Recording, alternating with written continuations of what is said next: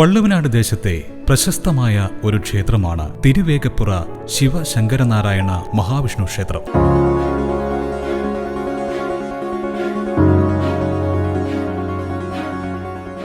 പാലക്കാട് ജില്ലയിലെ പട്ടാമ്പിക്കടുത്ത് തിരുവേഗപ്പുറത്ത് ഭാരതപ്പുഴയുടെ പോഷക നദിയായ തൂതപ്പുഴയുടെ തീരത്ത് സ്ഥിതി ചെയ്യുന്ന ഈ ക്ഷേത്രത്തിൽ തൃശൂർ വടക്കുംനാഥ ക്ഷേത്രത്തിലതുപോലെ പരമശിവൻ, പാർവതി, മഹാവിഷ്ണു, ശങ്കരനാരായണൻ എന്നിവർ പ്രധാന മൂർത്തികളായി കുടികൊള്ളുന്നു.